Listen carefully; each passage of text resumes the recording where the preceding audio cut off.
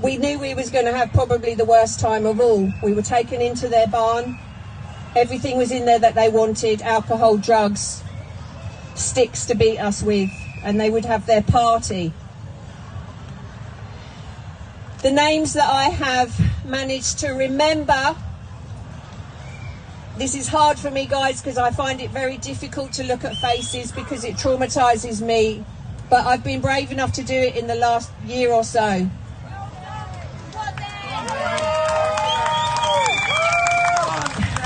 The important people, they don't deserve that name obviously, but that's what I called it as a child, that I remember were Ted Heath, our ex-Prime Minister, Lord Janner, Cyril Smith, Leon Britton and Jimmy Savile.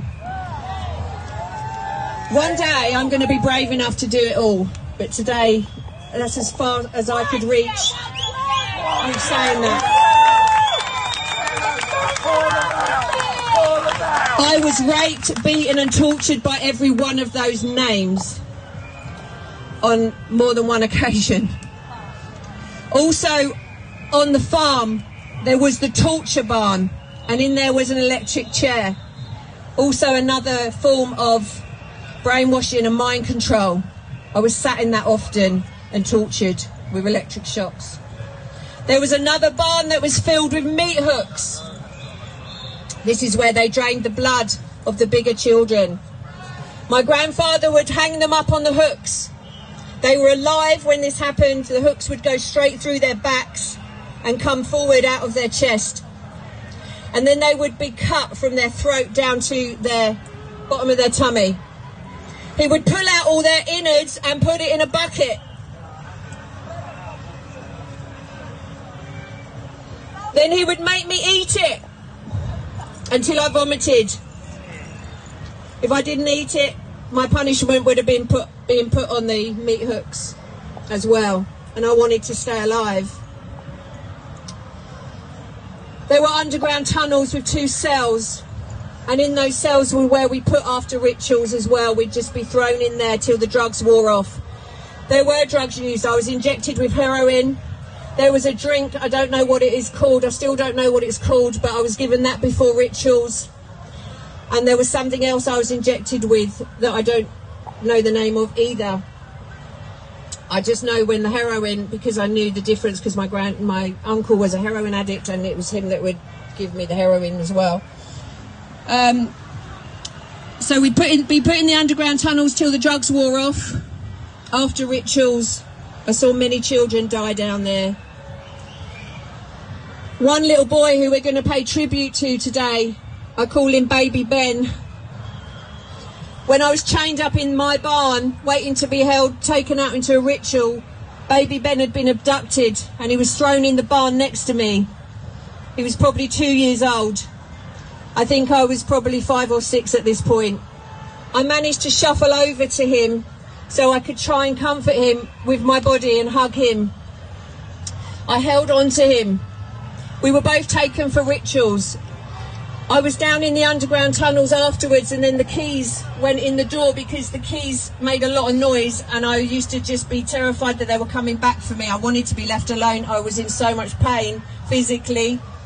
The door opened of my cell and they threw Ben in next to me. Again, I grabbed him, I hugged him. I was in so much pain, but all I wanted to do was hold his broken body. He wasn't the child that they brought in. He was broken and he was dying. I fell asleep because of the drugs. I woke up feeling freezing cold.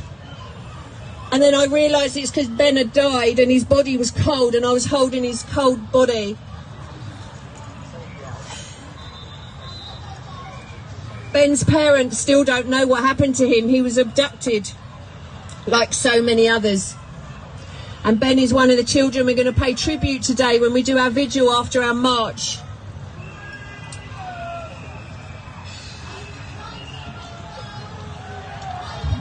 There was one other little barn on the farm that I want to tell you about.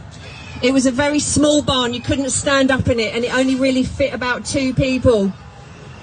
They held the breeders in there. They would rape women, hold them in there till the babies were grown enough, and then the babies would be cut out of them and used for sacrifice. One day when I was left to roam around the farm, I heard crying from the little barn. I never knew at that point what it was. And I went over, and there was 2 women in there, very heavily pregnant, and they were pleading with me, please, please, can you get the keys? My grandfather used to hold the keys. I knew I couldn't help them because I couldn't get the keys. I was only a child myself. I carried that guilt for the rest of my days. They were screaming for me to help them as I walked away, but I knew I couldn't help them. The next time I saw those women, their stomachs had been cut open and they were dead in the barn. I was abused by dentists. Dentist chairs are a big thing they use for torture. I was abused by doctors, by the police in their uniforms.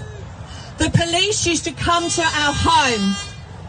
They used to bang on the door, come in, beat me, rape me, chuck me in the car and take me. They used to take me to Buckingham Palace.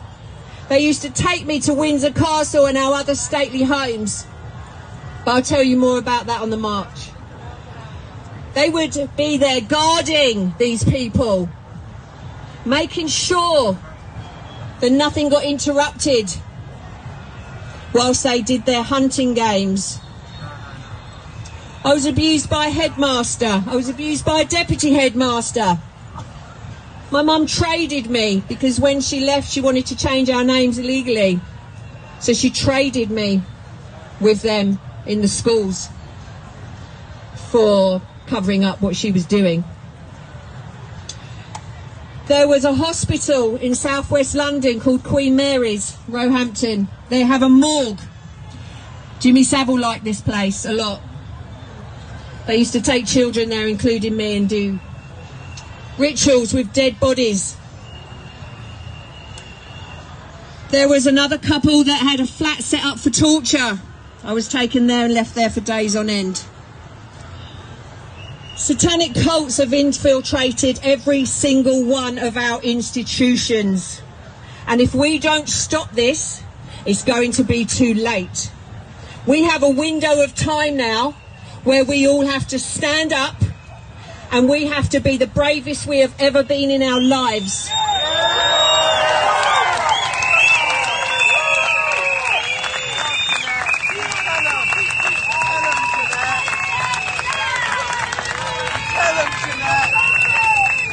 Spread the light, Jeanette. Spread the light.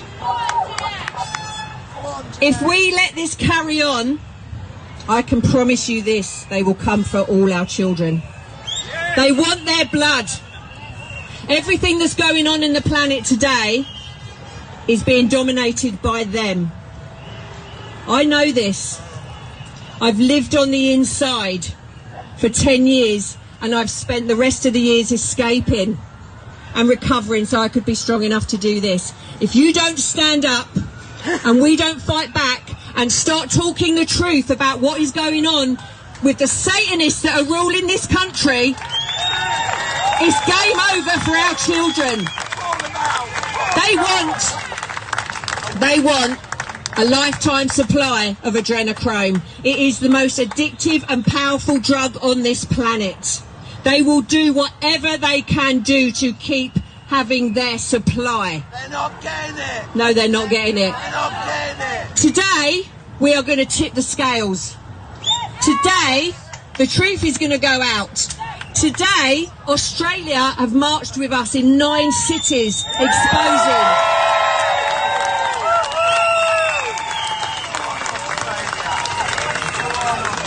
New Zealand marched with us today.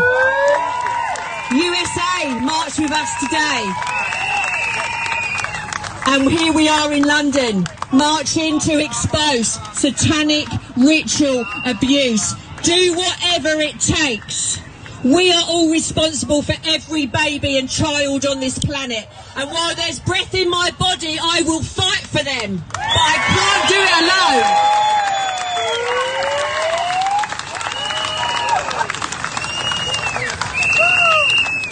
Guys, thank you so much. We will be giving out obviously more information, but thank you for helping me get through that.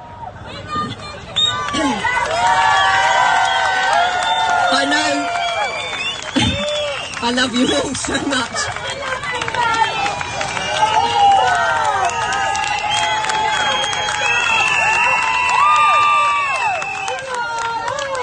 I'm so grateful that you were able to hear what I said today, but let me tell you, it was the tip of the iceberg. I gave you a very sketchy outline there because we're going to fill our day with so much today. Jeanette, how much have you only given us? How much?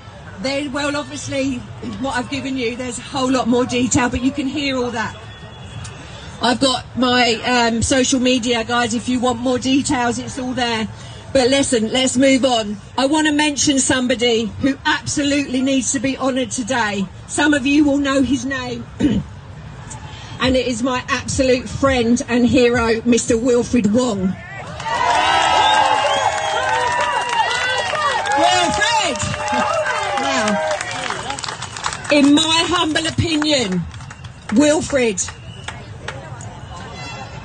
has been wrongfully imprisoned for trying to rescue a child, and that is my opinion. I know Wilfred. He has dedicated, devoted, committed 30 years of his life to exposing satanic ritual abuse. And when I spoke out publicly, he helped me in a way that I wouldn't be here today if he hadn't have done that for me. Wilfred is on remand. His trial starts in 2 days. But today, I have the absolute joy of telling you, he sent me a letter from the prison, and we're going to read it out today. Wilfred is the SRA expert, not as a survivor like myself, but as an absolute freaking pioneer. We're going to hear from the words of Wilfred Wong by Major, our other warrior. Bear with it, guys. It's a letter that came from prison. It's a little bit, fragmented, but this guy has the information that you also all need to learn. So please listen. Give a really big round of applause for Wilfred Wong.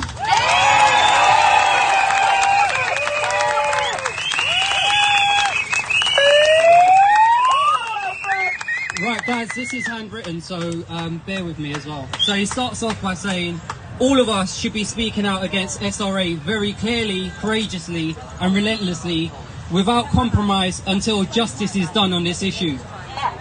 SRA consists of sexual abuse, physical abuse, psychological torture of children and vulnerable adults, inflicted on its victims in the context of Satanist rituals. SRA also frequently involves the ritual killing of its victims who are offered as sacrifice to the devil.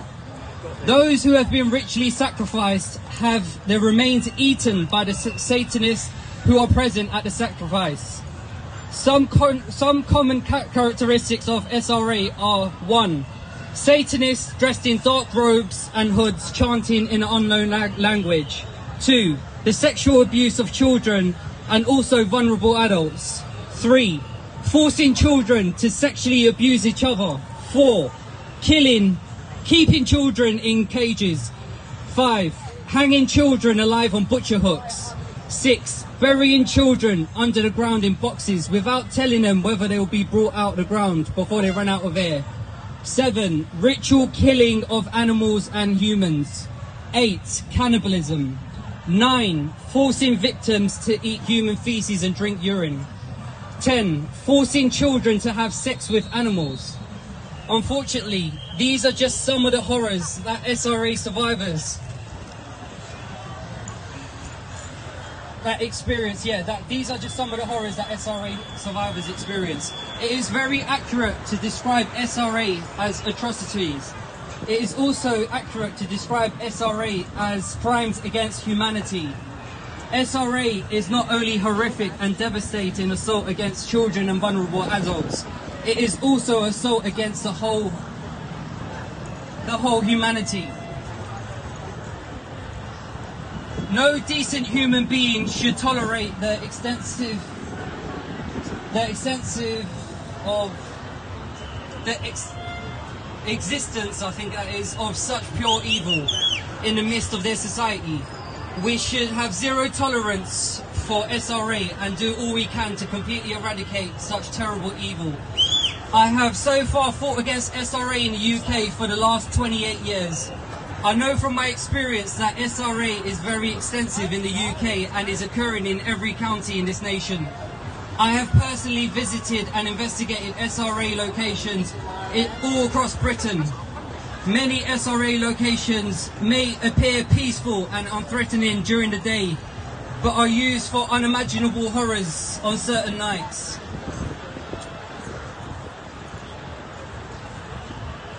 On certain nights.